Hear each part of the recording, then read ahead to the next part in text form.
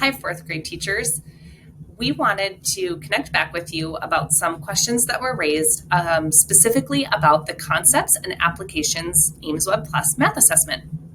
When we were together on November 8th, a few questions were raised, and we wanted the chance to connect back with you and also offer just a little bit of additional information and explanation about those measures. The question was raised specifically about whether or not aimswebPlus is based on fourth grade academic standards. And so the short answer is yes. These measures are based on the fourth grade academic standards. We know that students are intended to meet those fourth grade standards across the course of the fourth grade year. We know that during the fourth grade year, some students might come in with mastery of those standards right away in the fall. Others might progress and learn the mastery of those standards as the year progresses. Ultimately, we hope that all students will be able to show proficiency towards those grade level standards or mastery of those grade level standards by the end of the fourth grade year. Now, here's a little additional information and a little longer yes answer. The aimswebPlus Concepts and Applications is a baseline assessment. It helps us see where our students are at the beginning of the year in relation to those academic standards. This can help guide our instruction. If we see that students or many students have mastery of certain standards, we can anticipate that we'll be able to spend less time on those standards as we encounter them in our curriculum. But if we have students who have less success on certain standards, we can anticipate that our students may need a little more when we get there. So aimswebPlus is intended to help us show progress towards those standards.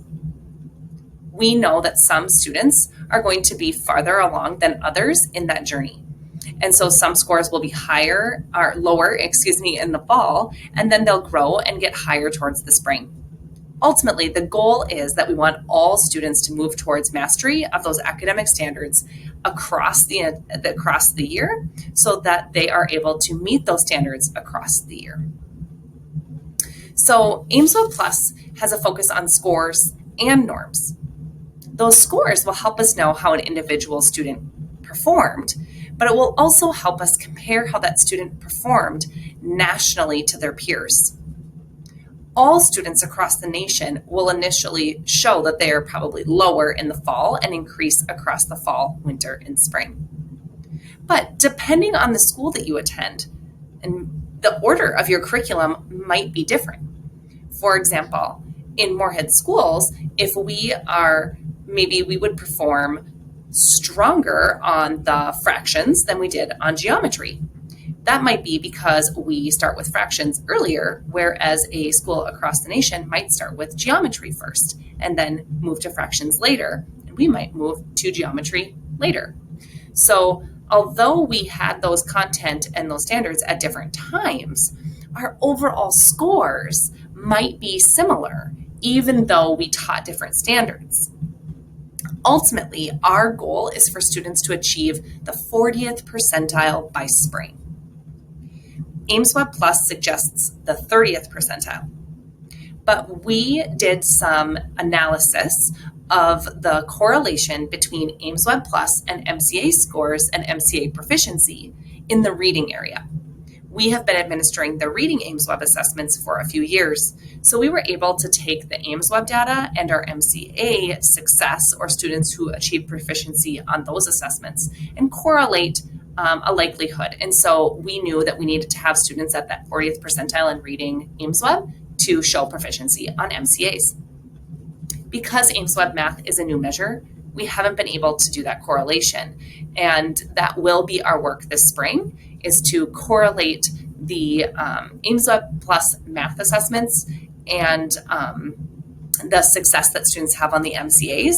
And we may need to adjust our expectations based on that correlation data. But again, back to those norms, we need to think through that all students, how our students compare to all students. And so based on their score, they will fall into a certain norm group. And so 40th percentile, for example, in the fall is a score of 190. Now, in order to achieve in the 40th percentile in the winter, the score can't be 190 anymore. Now their score has to be 202. And then in the spring, in order to be in the 40th percentile, they need a score of 212. And so their percentile stays the same, although their score raises. And so really what we're looking at is a student can be in the 40th percentile fall, winter, and spring, and they continue to grow. And so we want to make sure our students are continuing to grow each time. We know that in the fall, they will not be able to master all the standards. However, we can use that data strategically to guide our instruction throughout the school year.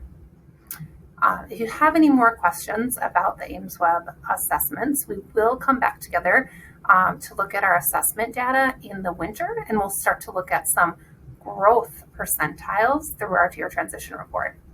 In the meantime, if you have any questions, reach out to your building math coach. Thank you.